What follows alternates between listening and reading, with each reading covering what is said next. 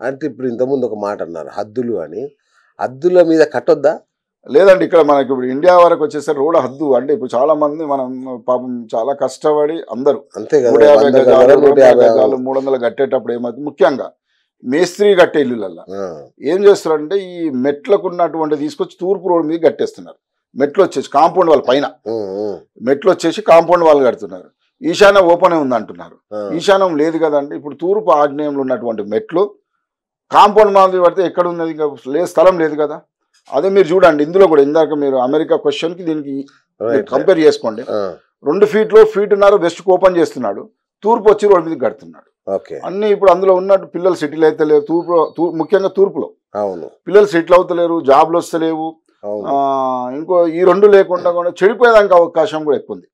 ఇంట్లో పురుష సంతానము సెటిల్ అయితే లేరు అంటే చెడిపోయినట్టే కదా. అంటే వాళ్ళు ఎన్నో ప్రయత్నాలు చేస్తారు, చేయట్లేదని పాపం ఎవరు. ఇప్పుడు మనకు తెలిసిన చాలా మంది మనం చాలా కరెక్షన్స్ ఇచ్చినాం. వెస్ట్ కాంపౌండ్ వాళ్ళు ఒక బయట అంటే మనకు వెస్ట్ లో అంటే పడమటలో ఉన్న దానికంటే ఒక 1/2 ఇంచ్ ఎక్కువ పెట్టండి అవకాశం. లేకుంటే మీరు ప్లాంటర్ బ్యాగ్స్ కడుతున్నారు, ప్లాంటర్ బ్యాగ్స్ కట్టుకోకండి. లేకుంటే ప్లాంటర్ బ్యాగ్స్ జాగాలు ఏం చేయండి అంటే ఒకవేళ పరిధులు లేకపోతే కాంపౌండ్ వాళ్ళకి ప్లాంటర్ బ్యాగ్స్ కాంపౌండ్ వాళ్ళు చేసుకోండి. అంటే ఇప్పుడు గవర్నమెంట్ ఒప్పుకోదు, ఇక్కడ నేను కూడా ఒప్పుకోను, ఎవరం ఒప్పుకోము. కానీ అట్లా జాలి పెట్టి వదిలేయండి కనీసం. ఇప్పుడు ప్లాంటర్ ఎట్లా 1 ఫీటున్నర కొట్టుకుంటున్నారు కదా, ఆ 1.5 ఫీట్ పెట్టి చేయమన్నది నా ఉద్దేశం అండి.